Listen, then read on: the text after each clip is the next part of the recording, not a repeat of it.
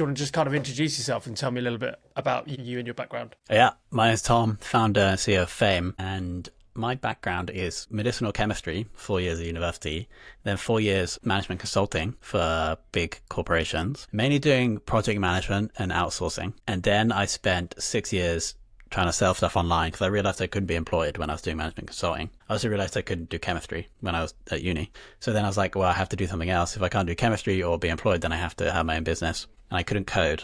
So then I had to learn how to sell things online. So I did like online marketing and small ventures, business ventures in online marketing for like 6 years. Nothing worked. Then I had to get a job because I ran out of money in 2018. And when I had this job as head of marketing at a B2B software company, we started a podcast. Podcast worked really well. And then they became the first client of Fame, and then all Fame is us just doing that podcast process for a lot more people now. So is it the customers that you're working with? Who are you working with? Are they like businesses? Are they individuals, founders? B2B businesses the ideal customer is really like super niche technical B2B product, and they have roughly 500 employees. Yeah. Okay.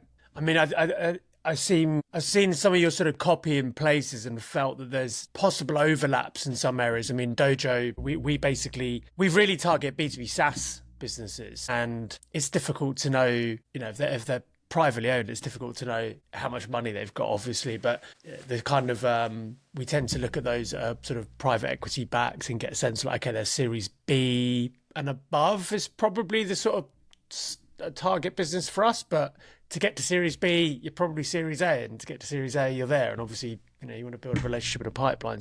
Probably some good crossover there in terms of that community. Fame is the business, but you've got a pretty serious presence on LinkedIn, right? So do you want to just, I mean, it's quite an open question, this, but you just talk me through it. Like, what did you do and why did you use LinkedIn? Like, how did it happen? So, yeah, I mentioned that I went through a 6-year period of like trying to do online business. For one of them, I had to sell stuff to small businesses. And so this was probably 2017 when I did like a course on LinkedIn. And the course was basically connect with people and then try and pitch to them in the DMs. And I seem to remember it like working quite well. And so I've kind of always had this LinkedIn presence. But then it gets to 2018 when I'm working as head of marketing. And I see a couple of B2B marketing influencers, specifically Dave Gerhardt was the one. And I see him just like writing text posts and getting hundreds of likes. And I'm like, wow, this is like, should I think be very powerful if you're trying to sell B2B, because obviously all your customers are on LinkedIn. So really from 2019, 2020, I start being like, okay, I'm going to do this because I've always loved copywriting. And so there's this like wasteland of posts that you can see if you go back on my profile. It's quite hard to get that far back though. From 2020 to 2023, where I get like 10 likes, 17 likes, whatever, mainly talk about B2B marketing. And then it gets to 2024 and I'm like, I'm going to take this seriously. So I work with a LinkedIn coach. It basically becomes one of the 3 things I do in my job, because now the company's come to a sufficient size, I'm like more out of it and I can focus on higher level stuff. Mm-hmm. So 2024 was the year. Started on 25,000 followers that I'd managed to get in the first 10 years, let's say, of LinkedIn, or maybe less than 10 years, 8 years of LinkedIn. And then ended the year on like 175,000 followers. And so to actually answer your question now, what did I do? I spent 6 years like warming up the profile, first thing. Second thing is I spent a shitload of time in 2024 doing it, and money on coaches, etc. But probably the most impactful thing was that I broadened out my topics. So if I just kept doing B2B podcasting or marketing, I would have like, I don't know, 35,000 followers probably. But because I started talking about topics that everybody on LinkedIn has an opinion on, e.g. HR related, that was the key to like getting a big audience.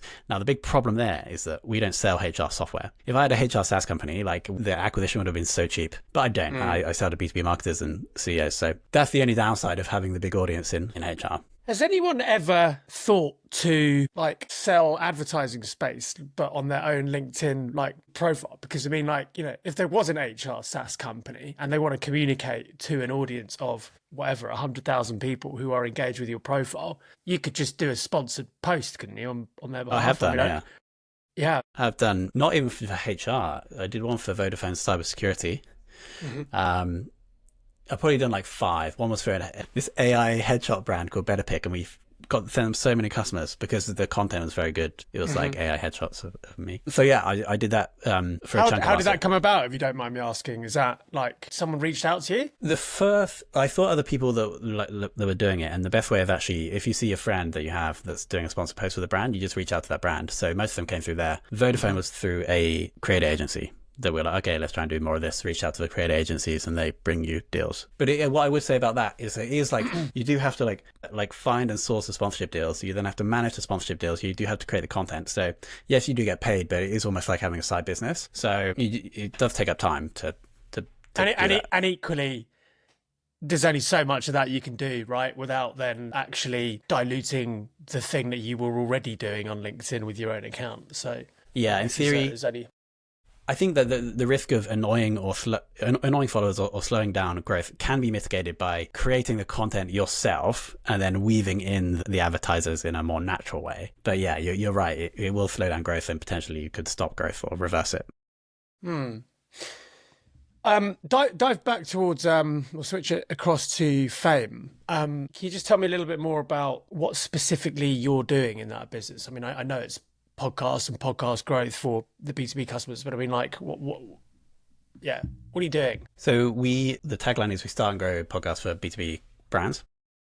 Or B2B businesses. And what that actually means is that we find the guests, we produce the assets, so the video, audio, written assets, and then we take responsibility for promoting the show. The only thing that we need the client to do is we need somebody from their side, ideally, to be the host, because that's the person we want to make famous. And then we also just need somebody to be our client contact, to like make sure everything's on brand, to review stuff, etc. So we like to do as much as we possibly can in order to maximize the show success and the ROI for the client. And when did you launch Fame? Start of 2019. Okay.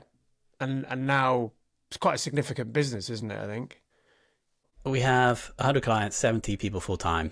Yeah, around 4 million in ARR. Mainly recurring. So it's not fully recurring, but mainly recurring revenue. Yeah. Interesting. I find that, I mean, I don't know if you may have seen recently, we've just started doing a bit of podcasting ourselves, as in different to this virtual format, like actually getting into a studio. So we've just done sort of our first batch of first season, or whatever you want to call it, first series. I think it's a really, I mean, I'm the founder of we're a B2B business looking to scale. And I think so it's really interesting for me just to kind of better understand this sort of market, because it's clearly, it's growing. And I think the really cool thing with podcasting is you're not just, there's a lot of content, right, that you can create off the back of it that can just be reused and repurposed and placed in so many different channels, which that's obviously like a clear positive. But equally, it's not just the conversation you have with the particular person, but it's actually being able to get in the room with potentially prospects as well. You know, they don't, and not that every guest should be I want to sell to this person. You know, you also want to have people that you just have interesting conversations. But I find it's really, it's a very unique sort of approach. But it does now seem to be the case that everybody, or not everybody, but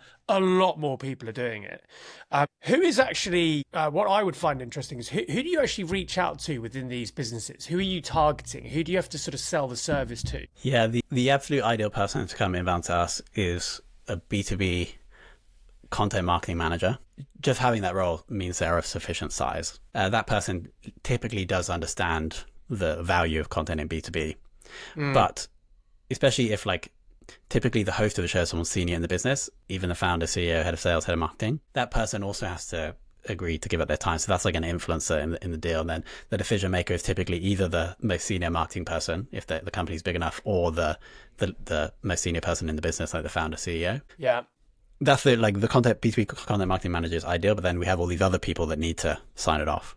And some of the, I mean, we're obviously in the business of making content as well, although we haven't done we have done some podcasts for customers, but not in terms of like a series. Like we've done the production bit and given the assets. You know, we're a video production company, but more and more, I'm having a lot of conversations with sort of PR and comms teams actually of bigger businesses, and there is a trend where we're starting to see a bit of a more focus or more budget being assigned to like C-suite content. You know, whether it be a podcast or a vodcast or just regular updates, but with individuals at the senior end of the business.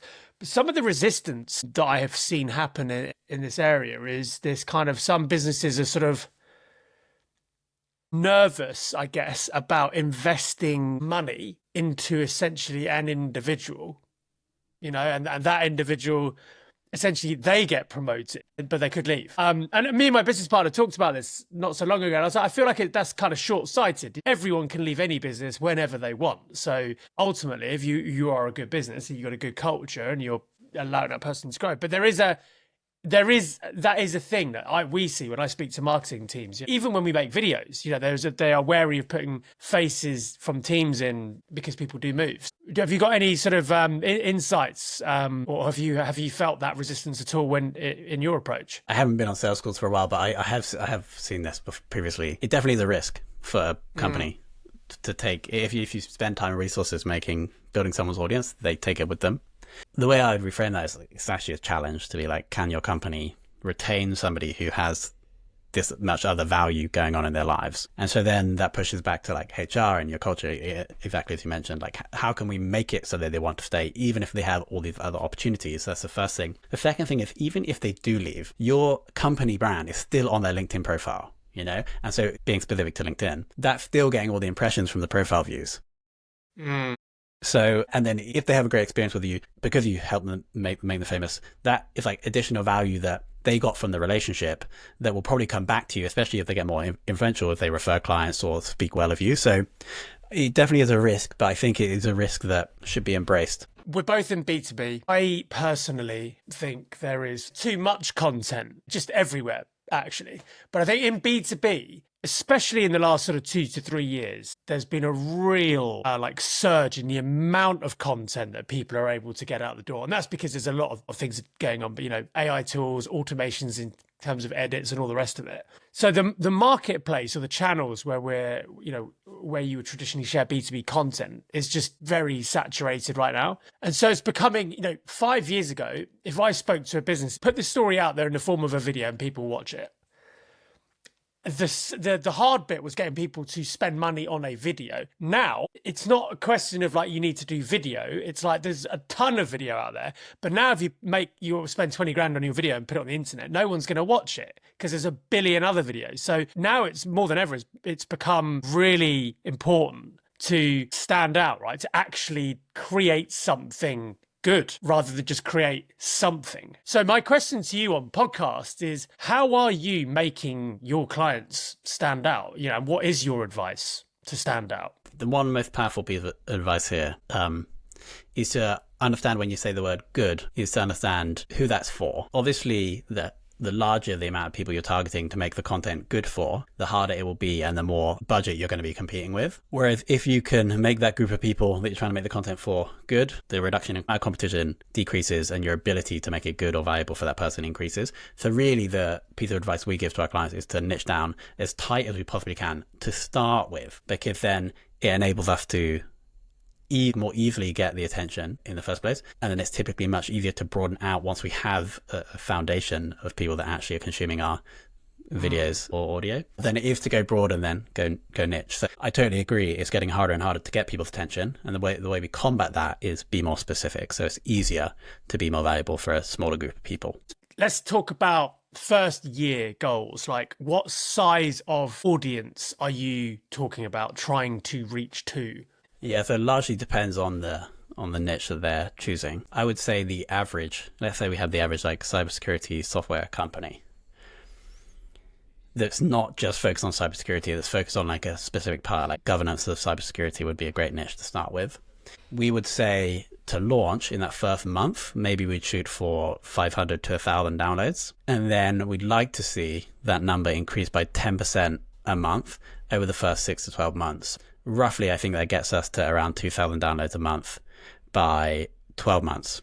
If we grow from between 500 and 1,000, 10% a month. So again, not massive numbers, but when you get to 2,000, you kind of open up potential sponsorship revenue. And then the conversion rate we need for just one of those 2,000 to become a lead is 0.1%, which could happen. So again, not massive numbers, but especially with high ACV B2B companies, you only need one lead from the podcast month or per year to make it worthwhile. And without revealing all of the secrets of what fame does, but what are you doing in the earlier stage and to promote? I'm asking because we're literally in this phase, right? So some stuff I can pick up here, of course, but also for others who are trying to start doing it, like who maybe don't have another business to support them. You created the podcast, right? You have an idea maybe of who it's for, or you should have an idea of who it's for before you do it, right? Let's actually be very clear on that. This is what we tell it. We're not going to make a video or a podcast for somebody for the sake of it. You need to know who's it for, why, what do we want the outcome to be, etc. But assuming that has all been done, what are you then doing? What steps are you then taking to actually get that recording in front of that audience? Yeah. I'd like to know, if you don't mind, organic and paid. Yeah, of course. We'll go through like the 3 foundational steps of promotion, and then as I'm explaining them, I'll think of a good paid one. So you're totally right with what you're saying. Like, we have a belief that fame for our business and for our client shows that retention is the foundation of growth. So we want to lock in the production before we start promoting. The key metric to see how you're doing here is Apple Podcasts average episode consumption, or if on YouTube, the average view duration. So after launch, we do want to see that constant or ideally going up before we start investing in promotion. So that's the first thing. Second thing is, often the best route to promotion is to access the audience of the guest. So you are essentially collaborating with somebody. You're adding value to them by giving their views or their information and them a platform to your audience. That can often lead to them wanting to share.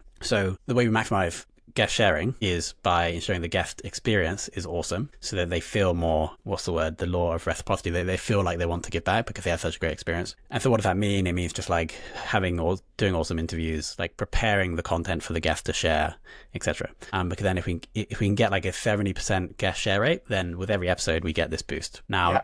Ideally, the guest just doesn't share once. Ideally, the guest might link to it from their website. They might also send it to their email newsletter audience. That's the second thing. Third, so actually coming on to promotion now, I think that like discovery in podcast apps is quite hard and small compared to discovery on Google, and now more AI as well. But untapped opportunity is typically, if you were to Google like top B2B marketing podcasts, there's about 20 different results. That one's actually been quite optimized because marketers trying to get more attention. But if you're like top insurance technology podcasts, then it's actually quite easy to get an article ranked there. So the first thing we suggest our clients do, or that we do, is we write the article. That's step one. And obviously our podcast is at the top. Then second is we go to all of the other people that have those types of articles, and then we do deals to get a podcast featured. What are those deals? It could be you just pay them. It could be that you bring on somebody from their business onto the show as a guest. It could be that you offer to give them a mention or a link in a different article on your site. So if we have that happening, that means that ideally every day we're getting a few more people discover the podcast through Google Organic or AI Organic. And then also we have the guest sharing with every episode. If it's a weekly show, we get a little boost every week. Then let's talk about paid. What's working for us recently is we have for every episode, we're going to create 2 to 3 vertical snippets for LinkedIn vertical video that is posted through the host's personal profile. And we're just running these, maybe 1 to 2 get posted a week. When we get one that is popping off organically, that's when we can run thought leadership ads from the page of the podcast or from the page of the business through the host profile to ideally add fuel to the fire to get a lot more attention for that post. And then obviously the episode is linked in the comments. So that's probably the paid one that's been working the best recently. So you're not doing, so you don't do like a sponsored post from the personal account? It technically is. So on LinkedIn, you can't run ads from a personal account. You can run ads from a page. But what they released about a year ago is that you can boost a person's post from the page. Yeah, sorry. I've not actually experimented with that yet, but that's a feature that you are using and getting some results with. Interesting. What's the difference between, like, you must have had podcasts that flop and some that haven't, otherwise you wouldn't be in business, of course. But you know, there's got to be, it can't always be down to fame, right? Ultimately it's also the content and the business and what they're doing. Is it any good? But you've obviously looked at lots. So I mean, is there any sort of can you provide or share any insights into sort of what's the difference between a podcast that flops and a podcast that actually grows and builds? You know, like are there some things that you've picked up on that you could share? Yeah, three things. First, we've covered, which is the not being specific enough, and therefore you're competing against other people that are better, have higher budgets in the early days, so you never get off the ground. Second is being strategic about guests. And strategic means like you're giving the guest an amazing experience, and then ideally getting value back from them somehow. It could be that they're sharing for you. It could be, as you mentioned earlier, that they could be partners for your business, or it could be that ideally they could also be customers for your business. So the reason why that's important, especially if you're speaking with guests, could be partners or customers, if you can get some kind of ROI from the guest side in the early days, it's much easier then to persevere and optimize and improve the content to grow the show and then get ROI from the listener side. It also makes it much easier to do number three, which is you just have to pick a release cadence and be consistent with that, ideally for a year. Well, like minimum 6 months, ideally for a year, and ideally longer. That's crucial. Building like the bond with the listenership is like being there every month or every 2 weeks or every week. So those are the three things. Why is that so important, the consistency thing? I mean, I know you've just said it's for the listener, but why do listeners need their podcast weekly? I think there's two reasons. First is I believe listeners build habits. I have it for, there's like two shows that every week I listen to, and I actually get annoyed if they're not there on time, Saturday mornings. So I think in an ideal world, you get the listener into the habit of listening to your show at that specific time. And so when you break that, you reduce the chances that they're there for the next episode. The other part, which I think is more interesting psychologically, is that if you break the cadence, then you are more likely to just give up. For example, if we take Duolingo, they do everything they possibly can to enable you to keep your streak going. E.g., like they'll give you extra freezes, etc. And they're like reminding you, push notifications throughout the day, because they know if you stop your streak, you're more likely to just stop completely.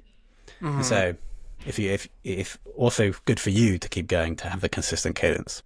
Yeah, it is, again, we're not really in this sort of listener world, rather viewer, and I guess kind of when you're putting out podcasts, it's almost like, I guess, committing to like a radio show type of thing. It's like, we do this on a Friday at 8 a.m. every Friday. Now it's up to the other person if they do it then, or as you say, listen to it later in their own time, but I can see that. But is there the consistency bit, is there anything in the consistency bit that is actually correlated to algorithms though? Like, your podcast isn't going to do better or worse in, say, Apple or on YouTube if you're releasing it every Friday. Does that have an impact as well, or is that not relevant? My understanding with Apple and Spotify for podcasts is that there's no algorithm selecting what's shown on people's listener feed or not. Obviously for YouTube there is. I do not know whether like frequency is a YouTube algorithm signal. What I do know is like the best YouTubers like Mr. Beast will release at the same time every week and has done for like 10 years. So whether that's because the YouTube algorithm helps or because he's building the habit with the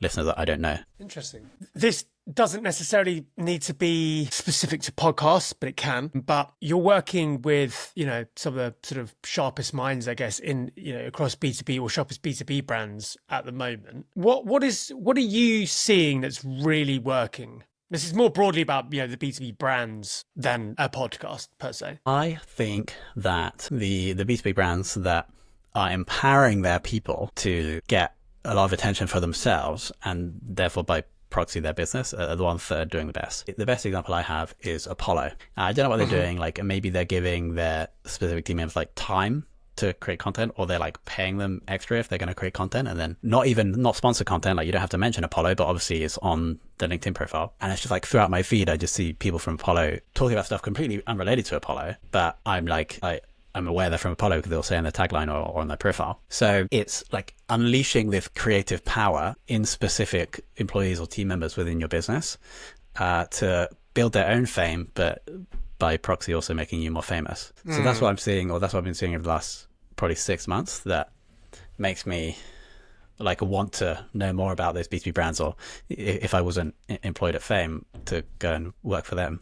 Or if I could be employed, I can't really be employed, but that's what I would do, work for one of those brands.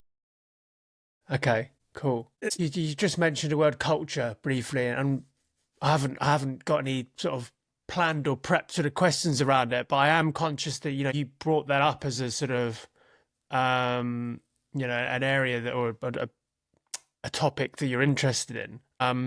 And I have seen you post actually on LinkedIn a few things about sort of, remote working and culture and so on. Like, I don't know if you just want to sort of expand more on your kind of, your sort of views on culture more broadly. Yeah, I feel What I've learned growing a business with so many people is that what is arguably more important than acquiring clients for the right price and keeping them for the right time is acquiring team members at the right price and keeping them for the right time. So it's like employee acquisition costs and retention is also just as important. Especially maybe more so in our types of businesses where we're service businesses. And really what we're doing is we're matching the demand for work from the client with the supply for work from your team members. So this is a realization I had probably like a year and a half ago.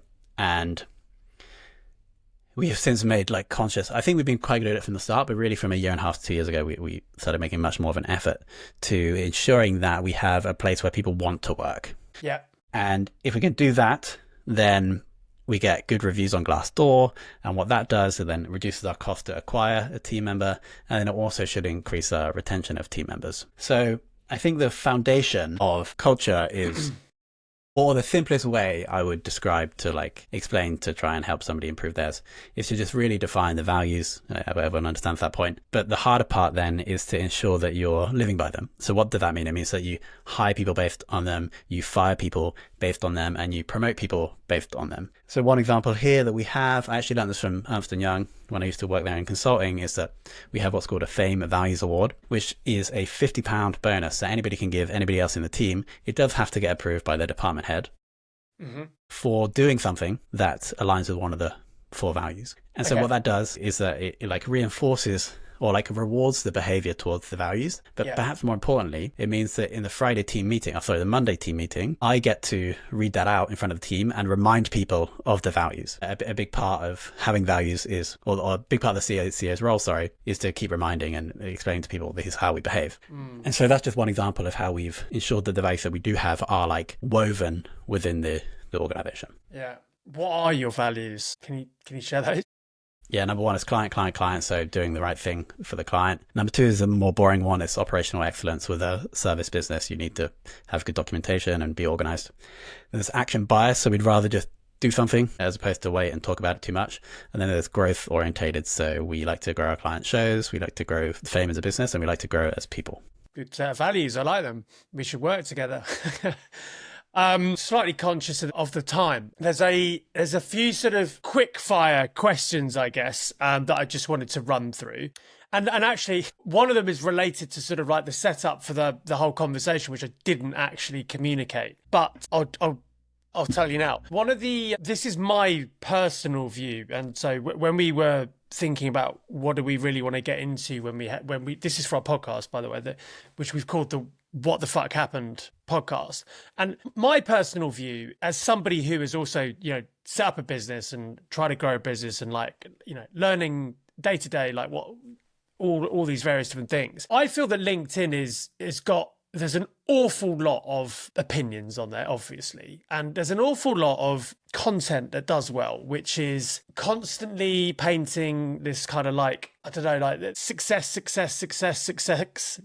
Everybody is successful. But equally, then there's a lot of content around about how it's hard. It's terrible. You're going to have to sacrifice so much. It's going to be awful and blah, blah, blah, blah, blah. And then there's a content that's like, just follow these 6 steps that I've given you for my $100 a month course and you'll be super successful. It's just like one or the other. And so what we wanted to do with What the Fuck was 2 things, really. One, get my opinion across a little bit, which is that I feel like I want to like make other people think that doing their own thing is great and good and try to make that journey as easy as possible, support that decision making rather than hinder it or holding people back. And the other bit is we wanted to do the podcast and speak to guests and try to highlight the fact that most people didn't just say, right, I'm going to do this and go in a straight line upward trajectory to being successful. They've had this, like most people have had this up and down journey with a bunch of what the fuck just happened moments.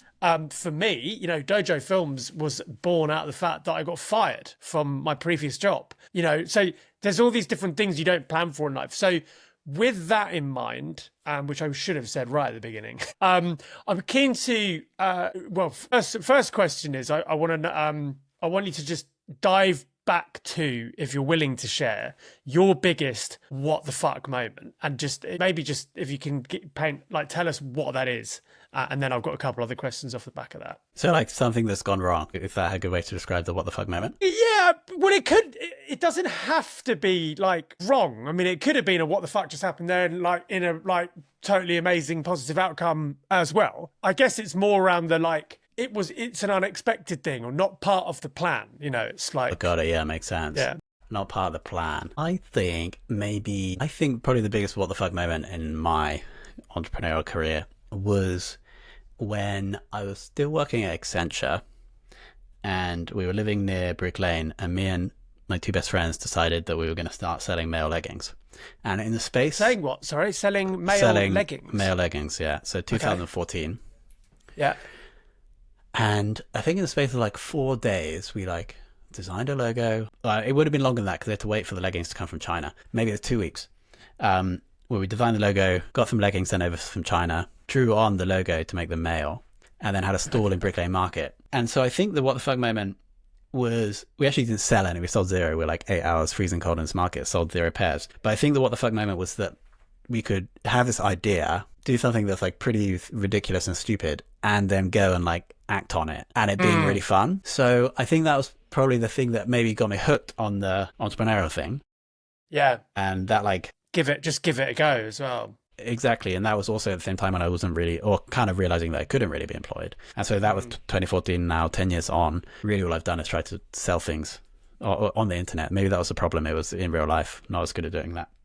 But I think that was like that's kind of become one of your values then, right? Like the sort of, I can't remember how you phrased it, but action better than nothing. It's kind of like, exactly. Don't wait for this perfect idea. Just get on with it and see what happens. Yeah, exactly. No, I wasn't expecting that. That's quite funny. And well done. I mean, and this is the thing. It's kind of well, at least in the way that you've told the story, it's not like a disheartening thing that was like, oh shit, we did this and I went there and it was awful and I'm never going to try this again because nobody bought it. It was a fun experience, and you went and tried again and did something different, which is really cool. If you could go back to that moment, what would you say to yourself now? Like if you now were there then, if that makes sense. I would probably just say like enjoy it.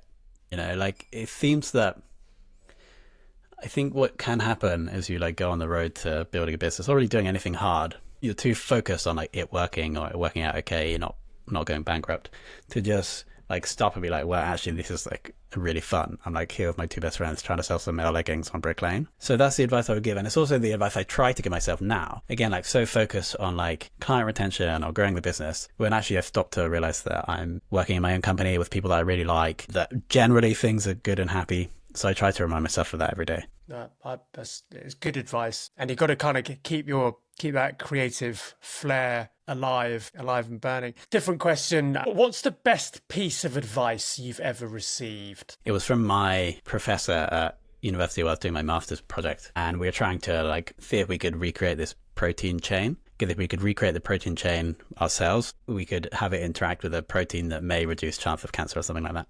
Anyway, so I spent like 6 months trying to build the chain. And then once you think you built the chain, it's just like in a little test tube. Then you have to run all these different scans and tests to see if you built the thing. And it turned out that after 6 months, I hadn't actually been able to build the thing. Oh, no, sorry. We thought I'd built it, and then we mixed it with that big protein, and then it didn't have an impact. And then we didn't change the protein's behavior. So either I didn't build it or I built it and it didn't change the protein's behavior. And the professor said, Tom, a negative result is just as important as a positive result. Because now we know, assuming that I built it, that it doesn't interact with the protein. And so the next person in the next project can try something different. And so that's something that I tried to hold on to when all these things failed in that 6 years that I told you about. That, okay, we did this thing in that way, it didn't work at all, so maybe we can tweak and improve for the next thing. I think I really resonate with that. I don't suppose you saw, but I actually posted a video this morning on my LinkedIn feed, and I actually recorded the video a week ago. I was listening to that who's it, Alex Hormozy, Stephen Bartlett podcast, the 3.5 hour one. And there's a section where this guy Alex, have you listened to it, by the way? Would you know? No, I haven't seen that yet, but I will. But you know of them. Yeah. Alex Hormozi's got this, he describes the entrepreneur's journey as like a set of stages. And he says, stage one is you see something shiny or someone doing something and you're like, that looks like I can make a bunch of money and it looks easy. That's like the first thing. And he calls that the uninformed optimist phase, right? And then he goes, and so what happens, you go off, you start your business, your first 6 months, you're like, you're doing all of these, you're really into it. But then what happens is 6 months in, you're like, I'm not actually like, it's actually hard, right? That's business. And so he then describes the second stage as being this, you then become an informed pessimist, right? So now you're in the weeds of it, but you're realizing, okay, it's actually not as easy as I thought it was going to be. You start to realize that there's a bunch of things that are hard and it's getting hard work. And then you get to stage three. And stage three is basically when you go through this phase of like, things are hard, not everything is working, and you get distracted and you see another shiny object and you're like, oh, that looks like a really good thing. I should do that and make loads of money and it'll be easy. And so so he says most entrepreneurs get to stage three and they just give up and they go back to stage one somewhere else. So they're just in this cycle for like 10, 20 years. But he's like, if you fight through that sort of stage three bit of distraction, you then get to stage four, which is actually the phase which he calls, you then become an informed optimist. I think this is relevant to your point because the way you become an informed optimist is to go through the process of learning all of the things that don't work. All like trying and failing and trying and failing. What you are also doing is there are things that do go well, but it is important to know what doesn't work because once he then describes the next stage is you're basically then just removing all the bad things and just doing more of the good. Get rid of the bad, focus on the good. Get rid of the bad, focus on the good. And that's when you're getting like, now you're growing. Like now there's like really decent growth because every single thing that you're doing is firing properly. But the only way you can possibly get there is to really stick through that period of trying and failing. Hopefully that was relevant. Yeah, good connection. I'm going to have to watch that now. He's probably I found it. Yeah, it's a really, it's a fascinating podcast, actually. I think whether you like Alex Hormozi or not, in terms of his social media profile, I think the way he sort of breaks down the kind of building businesses and the entrepreneurial cycle and so on. There's a lot in there, by the way, that's heavily focused on culture as well, which I found really interesting. Yeah, if you have a spare 3.5 hours, give it a listen. Last question, just to wrap this up. Can you finish this sentence for me, please? Success. Enjoying the journey. I like that. Love that. That's good. Really good. All right, Tom, thank you very much. Really appreciate it. My pleasure, Tom. Thank you. Cheers. Bye.